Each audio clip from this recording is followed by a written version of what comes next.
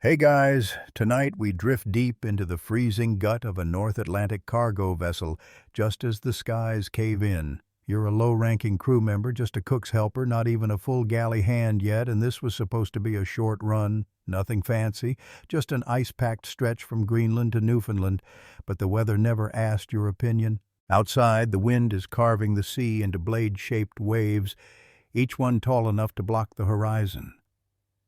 Metal groans. Somewhere above deck, a cable snaps with a sound like a rifle shot. The vessel heaves sideways as if shoved by a jealous god. You don't see any of this yet. You're in the walk-in freezer. And here's the kicker, you probably won't survive this. The moment you step inside, the deck jerks like it's dodging a punch. A box of halibut falls off a top shelf and smacks the back of your calf. The heavy, insulated door slams shut behind you and doesn't open again. So before you get comfortable, take a moment to like the video and subscribe, but only if you genuinely enjoy what I do here.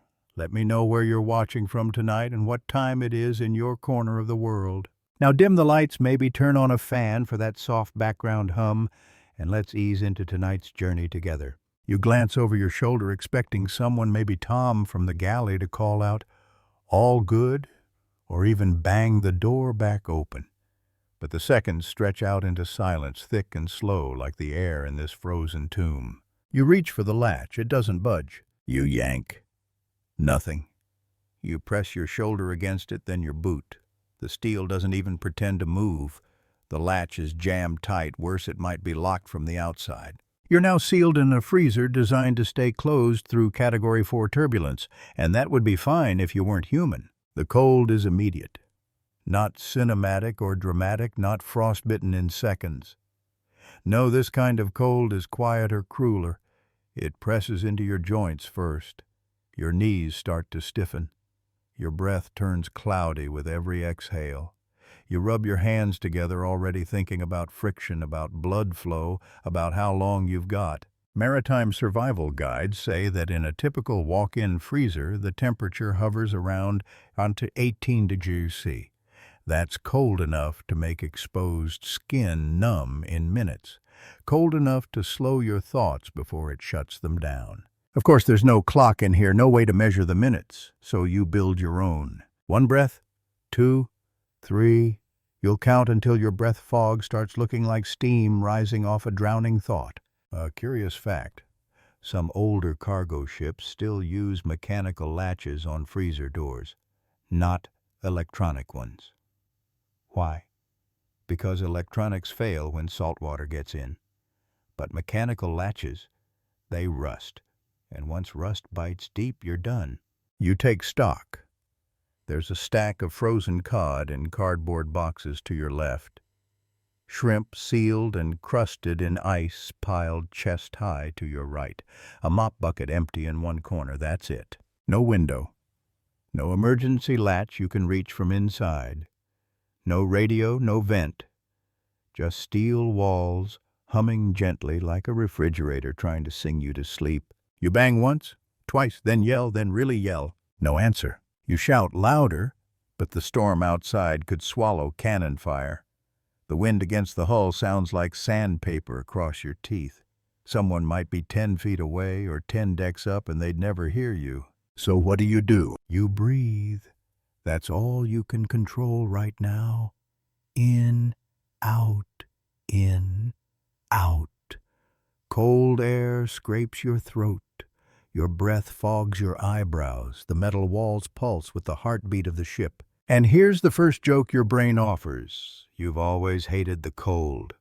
Good job picking a career on the water. You huddle in the corner behind a tower of boxed fish. It blocks some of the airflow. You crouch down, arms crossed over your chest. You start moving your fingers, tapping patterns. Anything to keep them warm.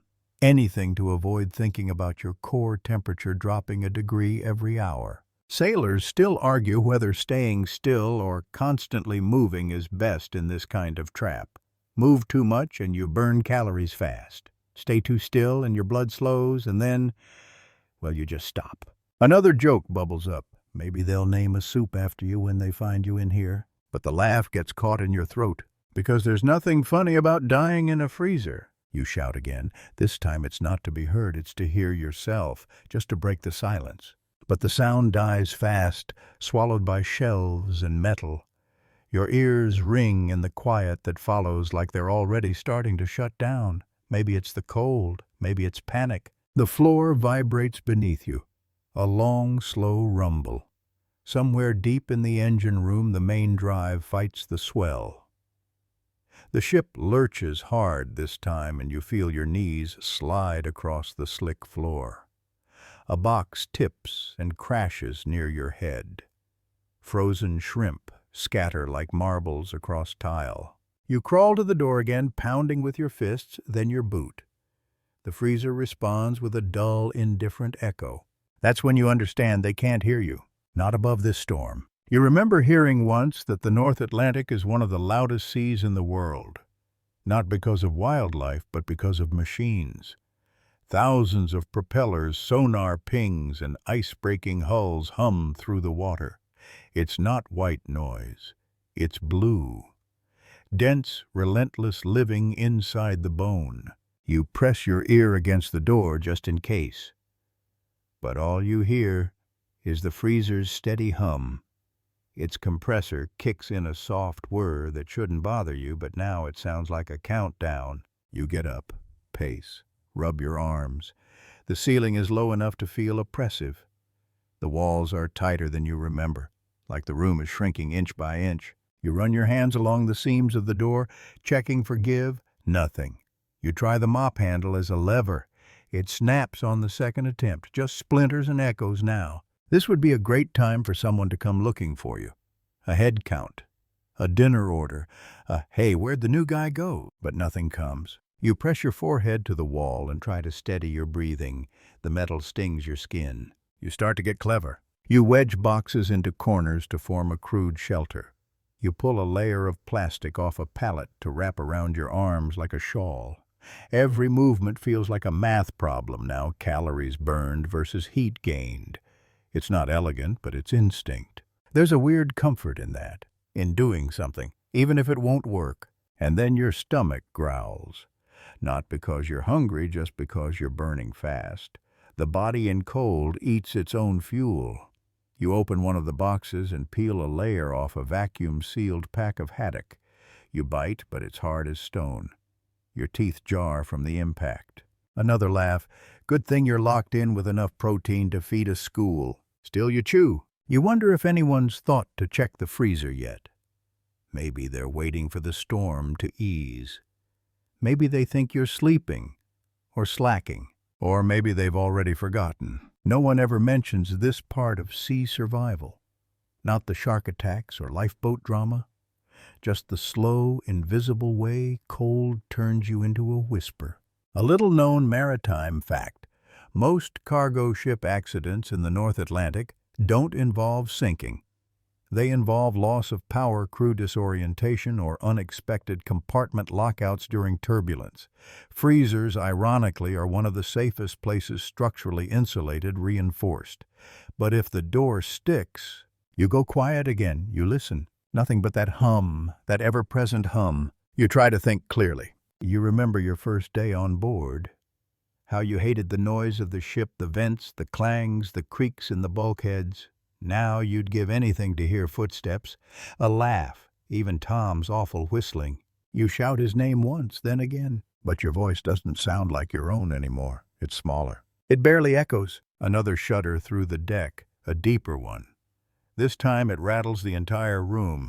A shelf tips, and a cascade of packages slams down beside you. One bursts. Frosted peas skitter into your lap. You don't flinch. You're too numb now, inside and out. You wedge yourself behind the fallen boxes. Try to seal off the air currents. You flex your fingers. They resist. The joints are stiff. One thumbnail has turned a kind of purplish gray. You blow on it. Nothing changes. You close your eyes just for a moment. A memory comes sharp and unexpected. Your sister holding a snowball behind her back, grinning like she's the queen of ambush. You were 8. The air smelled like pine and wood smoke. You weren't cold then. You hold on to that for as long as you can. You picture the warmth behind her coat, the crunch of snow under your boots. You tell yourself, stay awake, keep moving, this storm will pass. But it hasn't yet, and the door still won't open. Your breath is getting louder than your thoughts. Each inhale feels like scraping frost through your throat. The air, thin and dry, hurts going in, but you savor it. As long as you can feel the hurt, you're still here. Still real. Still fighting. Your arms don't want to move anymore. That's the next thing you notice. You tell them to shift. They think about it, then move like they're working in another time zone. That's hypothermia talking. You remember the old safety briefings, cold makes you dumb. Not in a metaphorical way. Actual neurons start misfiring. Muscles ignore instructions. And worst of all, your survival instincts turn philosophical. You laugh barely. Great time to start thinking about your life choices, huh? You check your pulse just to feel something. Fingers to neck. It's there, thready, like a drummer too tired to keep the beat. You glance around the freezer again, hoping for a miracle. Or maybe you're just stalling between shivers. The shelves, what's left of them, are coated in crystals now. Your breath fog sticks to the metal. A patch of frost forms where your back touches the wall. You press your knuckles into your temples. Think. Something. Anything. You remember a drill they taught back in orientation. If you get trapped, build insulation. Use dry goods. Create dead air pockets. Body heat matters more than you think. You drag boxes toward the middle of the room. Stack them like uneven bricks. Wedge yourself in between layers of frozen fish and cardboard. You even find a roll of waxed paper and wrap your legs like a sad winter burrito. Still cold, but now there's a goal, a plan, a project. One joke per section, right? Well, here's your brain again. You used to joke about freezing your butt off. Congratulations. Mission accomplished. Then the lights flicker. It's a subtle thing, barely a blink, but it turns your breath into a question mark. You stare at the ceiling.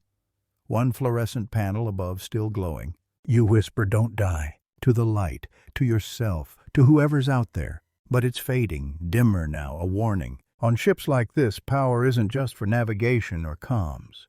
It's what keeps the cargo alive. The refrigeration units, the fans, the lights. And if the engine's hurting, guess which circuits they kill first. You remember a strange fact. A grizzled deckhand once told you some freezers on older ships are designed to fail safe. That means if power cuts, the door won't unlock. In theory, that keeps the cold in and the cargo stable. But if there's someone inside, well, theory never asked you to test it. You brace as the ship tilts again, sharper this time, more violent. Boxes rattle. The ceiling creaks. You grip a pipe overhead as something slides beneath the floor. Maybe seawater sloshing in a lower hold, maybe cargo coming loose. You whisper again, softer now. Come on, someone. But there's nothing. You try the door again just because. But your hand slips on the icy latch. The skin tears a little on the edge. You hiss, more surprised than hurt. The blood is sluggish, reluctant. You wipe it on your sleeve where it freezes almost immediately. Another joke should have picked that cruise ship gig. Free buffet, they said. Fewer freezers. A strange calm settles in. Not comfort, just less panic. You've passed the point of constant movement. Now you're making deals. 5 more minutes, then you'll try the door again. 5 more minutes, then shout. You hum to stay awake. You hum. An old sea shanty someone played once in the galley. You don't remember the words, just the rhythm. Something about a bottle and a girl and a storm. All songs down here eventually circle back to storms. And for a moment it almost feels okay. Then water drips. Just one. Plink. It echoes too loud. You tilt your head, eyes searching. The floor near the stack of haddock, there it is. A tiny stream weaving between crates. Your heart kicks once hard. Adrenaline punches through the cold like a flare gun. There should not be water in here. Not from the ceiling, not from the walls, not unless something is very wrong. You crawl over. The leak isn't fast, but it's steady, salty. You taste it to be sure. That means hull breach, or pipe damage, or worse, something above is giving way and water's found the easiest path down. Into here. You sit back fast. Your breath fogs in front of your face. Now what? You weigh the odds. If the water keeps coming in, how long before it soaks everything? You've got maybe half an hour before your clothes are wet. Less if the trickle turns into a pour. You laugh again, this one full and sharp. You're in a freezer with a leak during a storm on the North Atlantic. How poetic is that? Sailors still debate which is worse, fire at sea or flood below deck. One burns fast, ends fast. The other, it creeps. It surprises, it drowns silently. You curl tighter into your fish fort, one eye on the leak, one hand over your chest where the chill is deepest. You don't cry, not because you're brave, but because your body won't spare the warmth. You just wait, and hum, and breathe, and hope the next sound you hear is not water. The leak doesn't stop. You check it again, hand brushing the tile, fingertips numb to the point of pain. The water's spreading now, thin but definite. You try to gauge how much is coming in. Is it a trickle from a failed vent? Or something worse, something structural? Another inch pools near the center of the floor. That tells you the freezer's tilting ever so slightly. The ship's listing, not good, not urgent yet, but you file it in the back of your mind like a debt that's coming due. You wrap your arms tighter across your chest. Muscles ache from tension now, not just cold. Your legs twitch without permission. Every few minutes you shift weight just to feel where your body still responds. The light overhead dims again, barely a flicker this time. But it's enough to make you glance up, whisper a quiet, "Don't you dare," to the ceiling. It doesn't reply. You lean back against the crate behind you. The smell of frozen fish has become background noise like salt in the air. You can't tell anymore whether the taste on your tongue is hunger stress or freezer burn. You think about the storm, what it must sound like from above. You wonder if anyone on deck has noticed you're missing. You try to picture Tom slouched in a folding chair, sipping from his dented thermos, probably blaming you for being late with a restock. Would he check the freezer, or just grumble and do it himself? Another joke slips through the frost, bet. He'll be real mad when he finds out you're the frozen shrimp now. But it lands flat in your mind, no energy left for punchlines. Instead, you scan the freezer one more time. You've looked at every inch already, but now you look again. Desperation gives you better eyesight.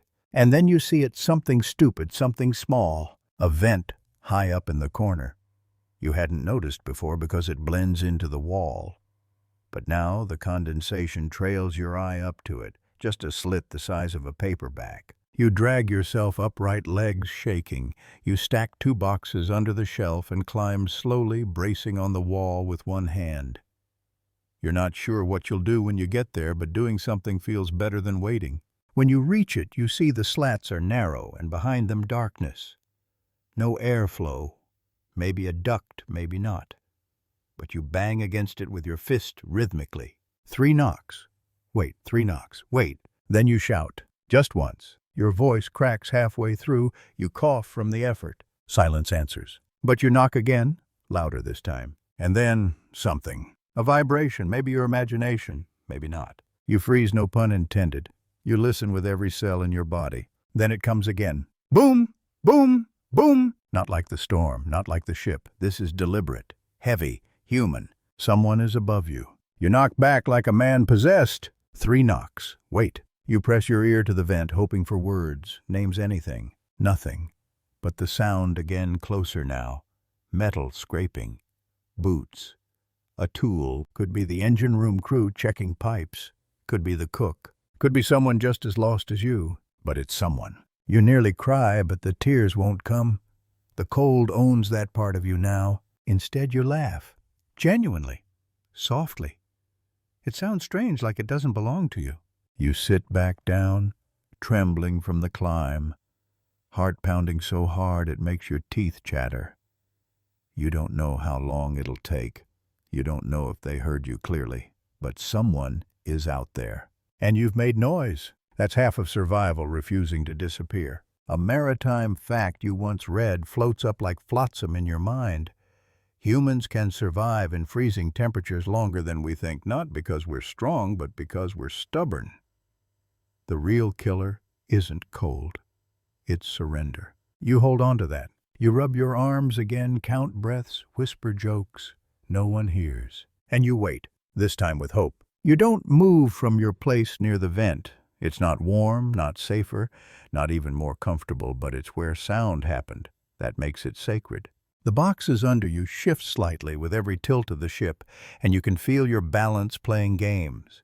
You stay low, steadying yourself with one arm pressed into the icy wall. If those footsteps come again, you want to be ready. You want to knock back. You want to be found. The light above you flutters once more this time, holding a strobe of darkness for 2 heartbeats too long. When it returns, the room seems dimmer. Or maybe that's you. Your thoughts are slower now. You catch yourself blinking too long, drifting. The cold has started whispering lies. Just a minute. Close your eyes. Just a second of rest. You slap your cheeks lightly. Then harder. You mutter your name. Say the ship's name. The port. Your sister's name. Anything to tether your mind to the here and now. And then the ship groans. Not just a creak this time, but a deep guttural shift. You feel it in your bones before your ears. It sounds like the entire hull takes a breath. Then something above you snaps a clean metallic crack, and the whole world tilts left. Hard. You slam against the freezer wall. A crate topples and pins your shin. The pain is dull cold's been numbing you for hours, but the force is real. A box of frozen mackerel tumbles and bursts open across the tile. More water rushes in. You scramble upright, heart lurching, as you realize the pool on the floor isn't a puddle anymore, it's a sheet, at least an inch deep and moving. Something below has given way. And worse now, the cold is different. Not just still air, but moving air, the kind that brushes your legs and turns damp cuffs into ice sleeves. You start laughing again because, of course, the freezer is flooding. The room meant to preserve death is now a doorway to it. Some part of your brain whispers, this is it. But another part, the stronger one, the stubborn little fire still flickering in the frost, says, then we knock louder. You drag yourself back to the vent now, soaking wet. You don't even bother protecting your hands. You pound your fists raw. 3 knocks. Pause.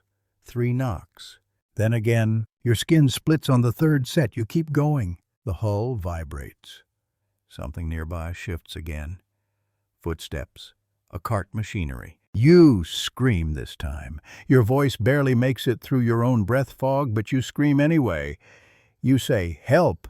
You say, trapped. You say the name of the freezer, the galley. You don't know which words make it through. You don't even know if anyone's there. But then a sound. Different. Closer. Like scraping directly on the other side of the wall. You go silent, ear to vent, listening. And then a knock. 1, 2, 3. You freeze, then knock back, 3 times fast. You both stop. Then it comes again. This time harder. Like someone dragging something metal across the ceiling. A crowbar. A wrench. Someone's trying to open something. You shout again, words tumbling over each other. Throat-hoarse tears finally rising. Here, in the freezer. I'm in the freezer. And then something beautiful, the light above you brightens. Just a touch, like the ship's power systems are stabilizing.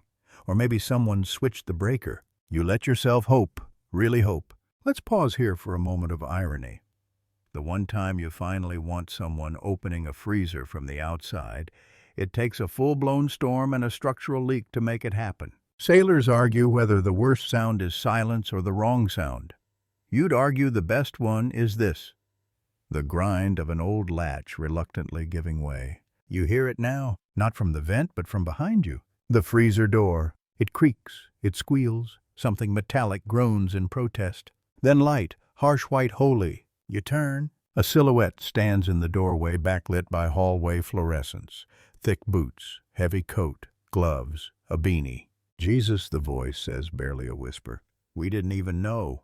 You fall forward, not with grace, not dramatically, just the limp collapse of someone who stopped bracing too soon. Arms catch you, pull you toward warmth, and for the first time in hours you let go. Not to sleep, not to give in, just to be held by the moment. And the light. The floor feels soft. That's your first impression. Then you realize it's not the floor at all, it's someone's coat balled beneath your head. You're lying just outside the freezer back against cold tile, but somehow it feels tropical compared to where you just came from. Your eyes adjust slowly to the hallway light, blinding at first, then golden. It's the kind of light that hums softly. Not like the freezer's drone. This one carries voices, footsteps, life. You blink hard, try to speak, your lips don't want to cooperate. Don't try. Yet, the voice returns. Same silhouette now, kneeling beside you. It's one of the engine hands. Jiro. You remember him from lifeboat drills, always chewing toothpicks and listening to jazz on that ancient cassette player. No toothpick now, just worry. You were in there. How long? He asks, mostly to himself. You don't answer. You're not sure. A second voice chimes in behind him. He's soaked. We need to strip him down. Blankets. Fast. A third, check his fingers. Suddenly, you're surrounded, soft panic in their movements, but trained. They wrap you in something thick. Fleece wool.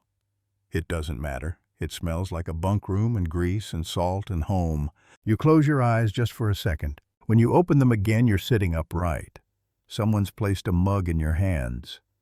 Hot. Metallic. Steam curls upward like forgiveness. It's broth. Too salty. Too perfect. You sip. It scalds a little. You let it. The crew is quiet now. They give you space. No questions yet. Just nods. A pat on the shoulder. The way men at sea say, glad you're not dead without making a scene. Across from you, the freezer door hangs wide. A thick chain dangles uselessly from its exterior latch. That's when you realize someone had secured it manually. In the chaos of the storm, someone must have latched it tight, assuming it was empty. Not malice, just oversight, just the wrong moment for routine. You point to it weakly. Locked you rasp. Jiro nods. Yeah, he says. Storm procedures. Nobody double-checked. The silence that follows is heavier than steel. You don't blame them. You could. Maybe you should. But right now, you're too tired for blame. Instead, your mind drifts to that leak on the freezer floor. There's water, you mumble. Inside. They pause. One of the younger guys, Nicholas, maybe gets up and disappears into the freezer. You hear a low whistle, then boots sloshing. Yeah, pipe must have ruptured under pressure. Good catch. You chuckle hoarsely. Didn't feel like a win at the time. He reappears with a few of the busted crates now floating. The floor in there is almost fully covered in water. Cold. Inevitable. Had they found you an hour later, you don't finish the thought. Instead, you stare at your hands. Your fingertips are red puffy. One nail is blackening, but you can move them.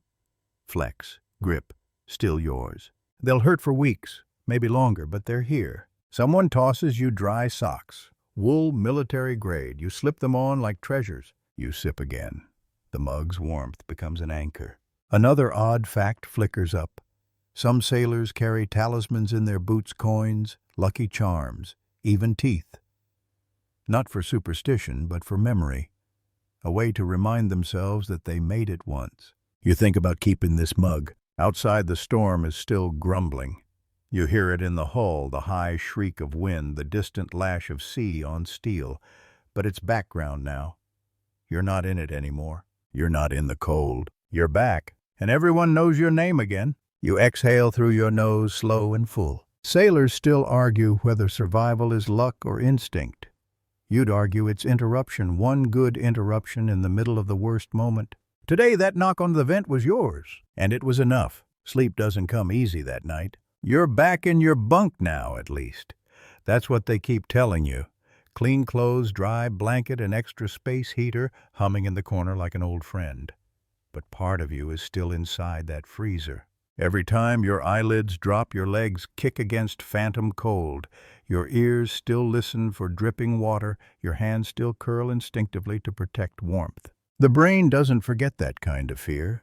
It stores it in the muscles. You lie there staring at the metal ceiling, listening to the soft symphony of a storm easing into distance. Every creak in the ship's frame sounds like a threat. Every vibration echoes footsteps that might or might not be real. Eventually the door opens quietly. It's Jiro again, holding something wrapped in foil. You didn't eat dinner. You sit up. You hadn't noticed. He hands you a small plate. Still warm, a grilled cheese sandwich perfectly cut in half. The bread's a little burnt. You take a bite anyway. He doesn't talk at first. Just sits on the floor across from you, back against the wall. A quiet presence. Then finally, you know we had a guy lock himself in the walk-in back in '07. Storm caught us, same kind of roll. Only difference was we heard him. That guy had lungs like a foghorn. You smirk, chewing. I guess I'm more of a whisperer, you say. He chuckles. You made enough noise. A beat of silence. Then, do you remember what made you knock like that? The 3-tap pattern? You nod. Old habit. From lifeboat drills. Tap, wait, repeat. Learned it from a documentary, actually.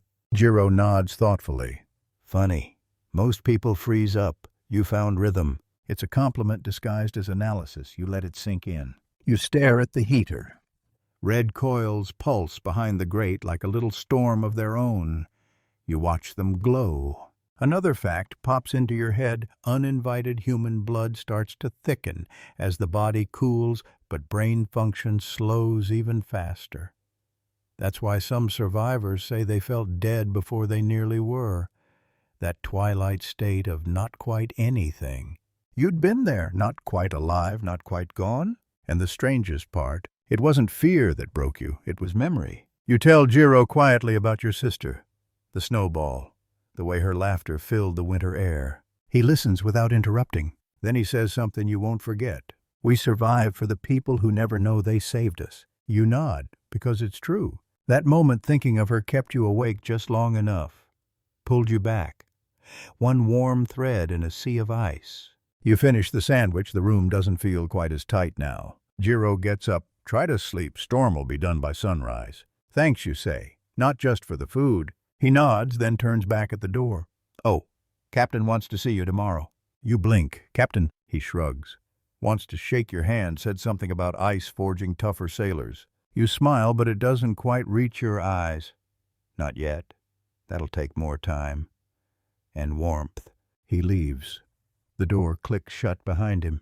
You lie back again, arms over your chest, not in panic now, but in quiet defense, like your body still doesn't trust the air. You stare at the ceiling, counting each soft creak of the ship. The heater hums. Your fingers flex without pain. Your breath fogs the room less now. You're healing. Not fast, not fully, but enough. And for now, that's more than you hoped for. Morning greets you with a tap on the bulkhead. Not the panicked, rhythmic kind that saved your life, but the polite, practiced knock of ship routine. You blink awake, unsure whether you slept at all or just drifted in and out of thawing dreams. Mess in 15, someone calls from the corridor, probably Nicholas. You sit up slowly. No shivers this time. Your body aches in places that didn't exist yesterday, under the ribs, behind the knees, between the shoulders.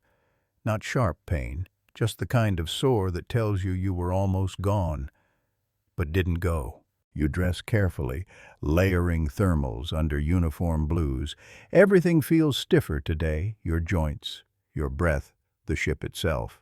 Like the storm aged it, 100 years overnight. The hallway smells of coffee and bleach. You follow it toward the mess like someone walking into their own memory. Familiar, but too distant. When you enter, heads turn. Only briefly.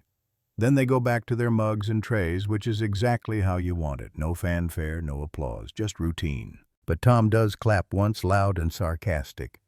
Look who decided to skip prep duty and nap in a seafood spa. You give a half smile. 5-star freezer accommodations, bit drafty. He grins and slides over a tray. Eggs, toast, even fruit. Doctor's orders, he says. You're on breakfast duty now, recovery menu. You eat in silence. It tastes like warmth, like forgiveness, like continuity. Then someone new walks in, the captain. She's not dramatic. Just appears at the end of the table like fog off the bow. Strong shoulders, weathered face, eyes that have seen too many oceans and not enough stillness. You're the one they pulled from the walk-in, she asks. You nod. She sits without invitation, places a tin mug between you. I've seen men break for less, she says, voice low, direct. You didn't. You don't answer right away. Not out of humility, but because you're not sure you didn't. Not entirely. Some part of you is still crouched behind those crates whispering into darkness. Then wasn't much choice. The captain nods. Survival never is. She taps the mug with a knuckle. That vent saved your life. You smile faintly. Yeah, gonna start carrying one in my back pocket. She doesn't laugh, but her eyes soften. There's talk of retrofitting the freezer with internal release latches, she says.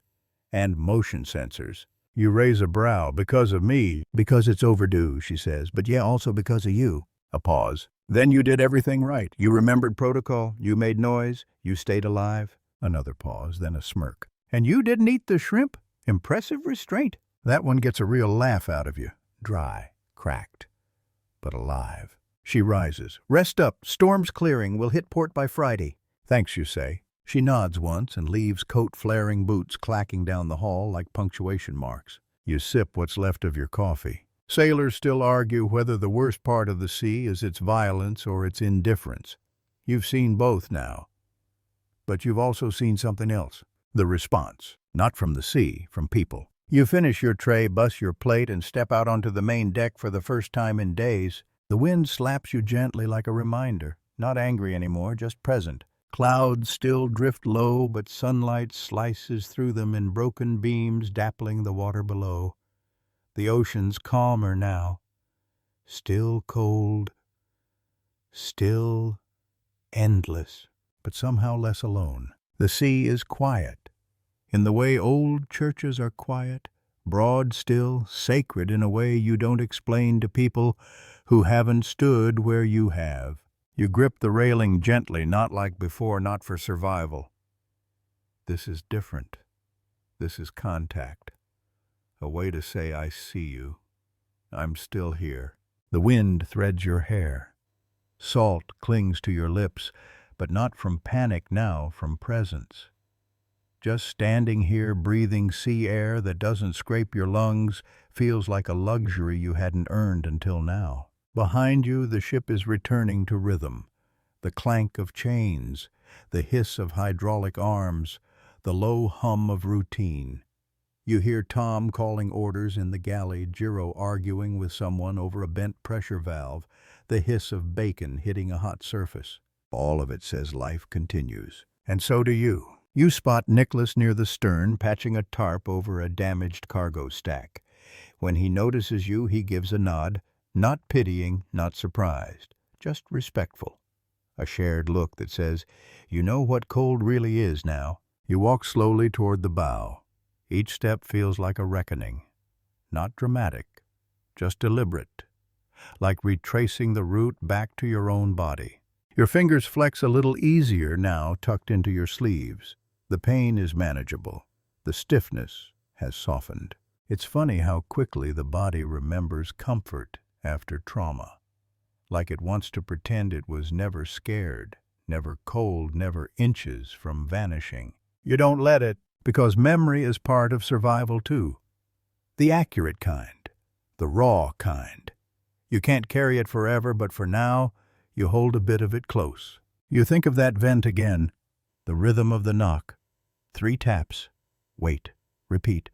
A heartbeat of noise in a dead room. That rhythm saved you. You start tapping it on the railing now gently, not out of need but out of respect. Then you notice something in the water, a shadow drifting just beneath the surface.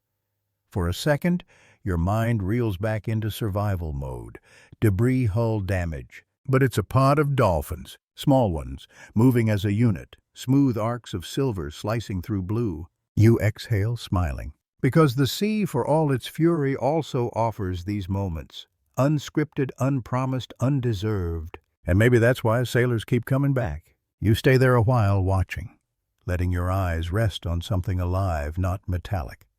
Something moving forward without fear. You wonder how many near misses float quietly beneath the surface.